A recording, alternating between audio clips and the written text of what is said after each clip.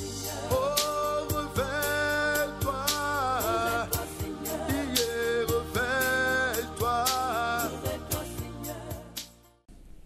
Shalom, shalom. Alors, ce soir, nous voulons parler avec vous d'un sujet très important, le parler en langue. Voici un peu ce à quoi nous sommes pratiquement exposés pendant les temps de prière. Alors, nous voulons lever l'équivoque parce que justement, il faut ramener un peu de l'ordre et que certains bien-aimés comprennent pourquoi est-ce que Dieu nous accorde certains dons. Alors, nous allons aller comme ça dans le livre de 1 Corinthiens, chapitre 13, au premier verset. La Bible dit, « Quand je parlerai les langues des hommes et des anges, si je n'ai pas la charité, je suis un airain qui résonne et une cymbale qui retentit. » Je vais dire à quelqu'un ce soir que la Bible dit, quand tu vas parler la langue des hommes et la langue des anges, si tu n'as pas reçu la charité, si tu n'as pas reçu l'amour de Dieu, tu es semblable à un airain qui résonne et à une cymbale qui retentit. Ça veut dire que c'est du bruit. Dieu est en train de dire par sa parole ici que celui qui se met à parler en langue, alors qu'il n'a pas reçu l'amour de Dieu, que ce soit la langue des hommes, que ce soit la langue des anges, donc la langue de l'esprit, parce que vous savez, la Bible nous dit que au sortir de la chambre haute, les disciples se sont mis à parler en d'autres langues. Ils parlaient en plusieurs langues. Et ceux qui étaient sur la place publique pouvaient les entendre parler dans leur langue maternelle. Donc ce n'était pas d'abord la langue de l'esprit avec laquelle les disciples s'étaient exprimés. Ils s'étaient exprimés dans des langues intelligibles. Ça veut dire des langues que d'autres personnes pouvaient comprendre. C'est pourquoi il y a ce qu'on appelle d'une part la langue des hommes, donc le parler en d'autres langues, et la langue des anges, qui est une façon de s'exprimer selon l'esprit. Or, la Bible dit, quelle que soit la façon dont le don du parler en langue sera accordé, que ce soit pour parler la langue des hommes, que ce soit pour parler dans la langue de l'esprit, la langue des anges, si nous n'avons pas reçu l'amour de Dieu, cela est du bruit. C'est du bruit. Alors, nous voulons dire à quelqu'un ce soir, la Bible dit que dans le livre de Romains 5, au verset 5, le Saint-Esprit a répandu dans nos cœurs l'amour du Seigneur. Alors, nous savons aussi que pour beaucoup de personnes, ils se mettent à parler en langue pour impressionner. Le parler en langue aujourd'hui est devenu, pour la plupart, ceux qui attestent que quelqu'un a reçu le Saint-Esprit. Eh bien, c'est faux. C'est quelque chose de très faux parce qu'il y en a qui trafiquent le parler en langue. Parce que la Bible nous dit que le Saint-Esprit, quand il vient dans la vie d'un homme, il répand dans le cœur de cet homme l'amour de Dieu. Il met dans le cœur de cet homme la conviction du péché. Alors, je vais dire à quelqu'un par rapport à ce premier point que le parler en langue, dans le péché, le parler en langue sans avoir reçu l'amour de Dieu, c'est du bruit. Donc, c'est des choses qu'il faut arrêter parce que ça ne sert à rien. Alors, nous allons lire la parole de Dieu et vous allez comprendre quelque chose. Nous allons lire la parole de Dieu dans le livre de 1 Corinthiens, verset 14. Le verset 12 dit ceci. De même, vous, puisque vous aspirez aux dons spirituels, que ce soit pour l'édification de l'Église que vous cherchez à en posséder abondamment. Alors, la Bible dit que lorsque nous aspirons à des dons spirituels, que ce soit pour l'édification de l'Église, c'est-à-dire des dons qui vont permettre à ce que le royaume de Dieu soit encore connu, les choses qui vont faire avancer l'œuvre de Dieu. Alors, lorsque beaucoup de personnes aujourd'hui se mettent à parler, par exemple, en langue, il faut que ton parler en langue apporte quelque chose. Il faut que ton parler en langue édifie. Et là, je vais parler surtout dans le cadre de lorsque nous sommes en assemblée. Lorsque nous sommes en assemblée, ici, vous devez savoir une chose, que si l'Esprit de Dieu te saisit et te permet de t'exprimer en d'autres langues, donc ça veut dire les langues intelligibles, les langues que tout le monde peut comprendre, voilà, donc ça veut dire qu'il y aura forcément dans l'assemblée quelqu'un à qui l'Esprit veut s'adresser. comme ce fut le cas dans le livre des Actes des Apôtres, au chapitre 2, Actes des Apôtres 2, à partir du verset 4, vous lirez du verset 4 au verset 8, la Bible dit que ceux qui entendaient les disciples furent dans l'étonnement. Ils se sont dit, comment entendons-nous ces hommes-là parler dans nos langues maternelles alors qu'ils sont galiléens? Voici ce que le Saint-Esprit peut faire. Ça veut dire que si nous sommes en assemblée et que le Saint-Esprit te saisit, à ce moment, tu peux te mettre à parler dans une langue qui, justement, n'est pas ta langue forcément, mais qui est la langue de quelqu'un d'autre. Cette personne-là sera édifiée parce qu'elle va se dire, voici quelqu'un qui parle ma langue alors qu'il n'est pas forcément, on va dire, nous ne sommes pas de même nationalité ou nous ne sommes pas de la même tribu. Voici ce que le Saint-Esprit peut faire. Maintenant, il y a la langue des anges. La langue, là, vous savez, la Bible dit, par des gémissements inexprimables. L'Esprit peut t'amener à parler d'une certaine façon, ce que nous reconnaissons d'ailleurs. Voilà, donc tout ce genre de choses-là. Alors, la Bible dit, nous allons lire dans le livre de 1 Corinthiens, toujours le verset 14, le chapitre 14, autant pour moi, le verset 11 dit, si donc je ne connais pas le sens de la langue, je serai un barbare pour celui qui parle, et celui qui parle sera un barbare pour moi. Ça veut dire quoi? Ça veut dire que lorsque nous sommes en assemblée et que tu te mets à parler en langue, tu ne comprends pas, c'est-à-dire celui qui t'écoute ne comprend pas le sens de ce que tu dis. Même si pour toi c'est un sens, celui qui t'écoute là, pour toi il devient un barbare. Mais lui aussi il va te prendre pour un barbare parce qu'il ne comprend pas ce que tu dis. Et ça crée, on va dire, une certaine confusion. Or, les dons ne doivent pas être un sujet de confusion, mais au contraire, les dons spirituels doivent être un sujet d'édification. C'est-à-dire, permettre aux gens de se renforcer dans leur foi. Alors, on veut dire à ceux qui, pour la plupart du temps, font ce qu'on appelle trafiquer le parler en langue. Et là, je vais me dire à certains que, vous savez, la Bible dit dans 1 Corinthiens 13, le premier verset, qu'il y a la langue des hommes et la langue des anges, par laquelle nous pouvons nous exprimer selon l'esprit. Mais est-ce que vous savez que les démons aussi sont des anges, mais des anges déchus? Ça veut dire que quelqu'un peut avoir le parler en langue, mais ce n'est pas par l'esprit de Dieu, mais c'est par un esprit démoniaque. Parce que les démons aussi sont des anges. Donc si tu te mets à parler et habité par un démon, tu vas parler en langue. Mais on saura que ton parler en langue n'est pas authentique parce que par le témoignage de ta vie. Et c'est pourquoi nous voulons dire, que sert-il à un homme de parler en langue si ça n'édifie personne?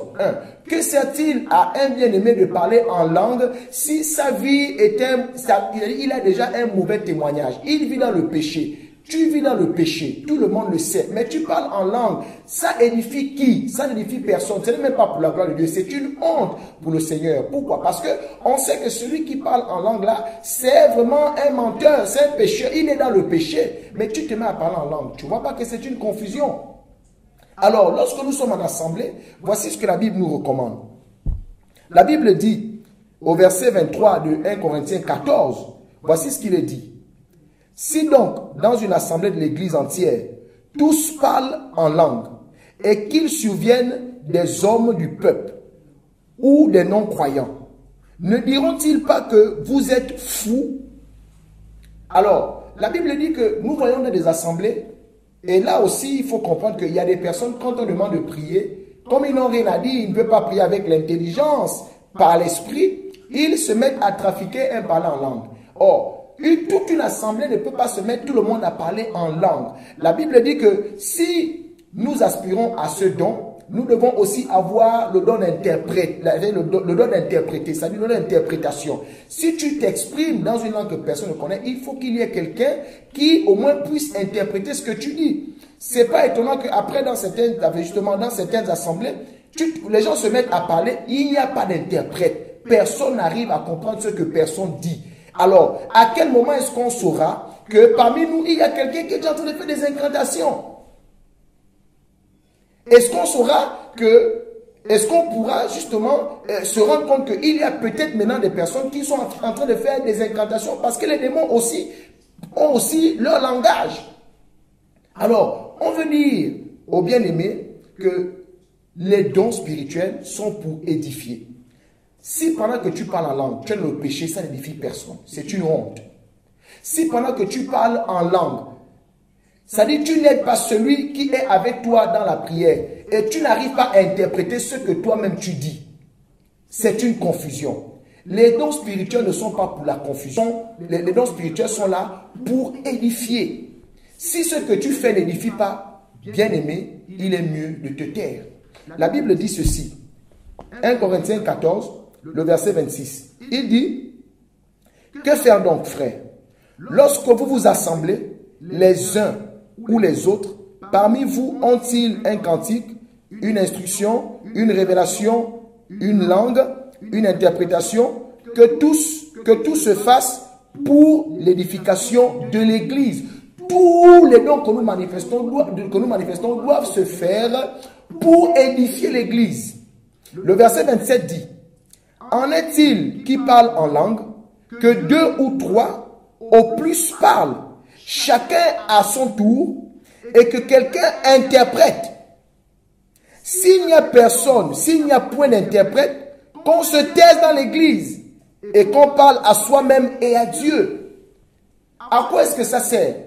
Tout le monde se met à parler en langue. Et on sait très bien que parmi les parleurs en langue, là, il y a des menteurs, il y a des personnes qui sont vraiment engouffrées au péché, qui n'ont pas reçu l'amour de Dieu. Ils se mettent à imiter. Tu imites alors que tu sais très bien que ce que tu fais, c'est un mensonge. Bien aimé, la Bible dit que les dons que nous avons reçus doivent édifier l'Église. Arrêtons de vouloir mystifier. Arrêtons de vouloir faire croire que parce que nous allons faire baba. Donc la seule chose que le Saint-Esprit a trouvé, c'est de te faire baba. Il ne t'a pas convaincu de péché. Il n'a pas répandu l'amour de Dieu dans ton cœur. Mais c'est baba. Et le Saint-Esprit ne t'a pas donné l'interprétation. Quand nous sommes en assemblée, c'est les choses, nous devons marcher dans l'ordre. Maintenant, si tu es dans ta chambre, si tu veux tes baba dans ta chambre individuellement, si tu décides de dire des choses que toi-même tu ne comprends pas, et non, c'est pas par l'esprit que tu le fais, quand tu es seul, il n'y a pas de problème. Mais quand nous sommes en assemblée de grâce, la Bible dit au verset 26 de 1 Corinthiens 14 que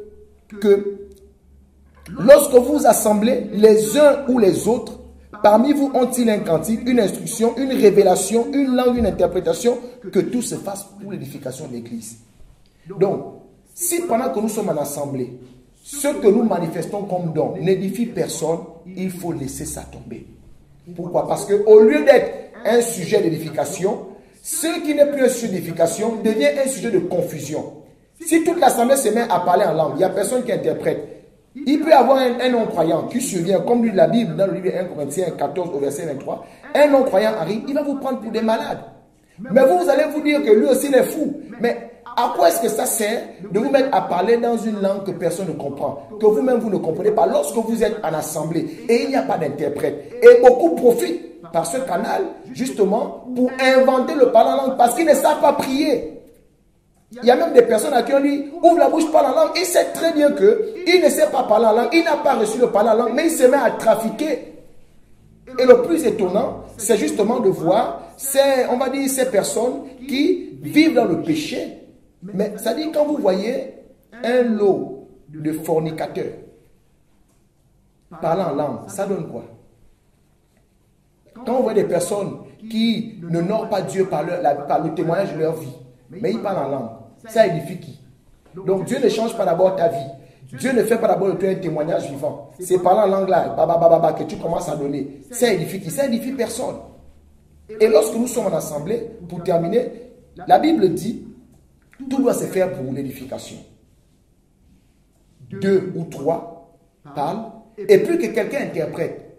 Parce que s'il n'y a pas d'interprète, il vaut mieux se taire. Parce qu'on ne sait pas si ce que tu es en train de faire là, tu n'es pas déjà en train de libérer des incantations pour vouloir envoûter les gens qui sont autour de toi. Et ça aussi, c'est des choses que la Bible nous demande de faire attention parce que ça permet de maintenir l'ordre au sein de nos assemblées. Alors, bien aimés, voici ce que je voulais partager avec vous. Que la paix du Seigneur soit avec chacun d'entre nous et que l'œuvre de Dieu serve à la gloire du nom du Seigneur. Les parleurs en langue, arrêtez de trafiquer de parler en langue. Cherchez d'abord la sanctification et la paix sans laquelle personne ne verra Dieu. Si tu ne parles, la Bible dit, il vaut mieux ne pas parler en langue, n'est-ce pas, mais que par le témoignage de ta vie, les gens soient édifiés, les gens soient encouragés. Le Saint-Esprit ne vient pas seulement de le parler en langue. Il donne aussi l'interprétation. Dans nos assemblées, il n'y a plus des interprètes. Personne n'interprète. Mais subitement, on est toujours en train de... Non. Soyez bénis et que le Seigneur soit béni.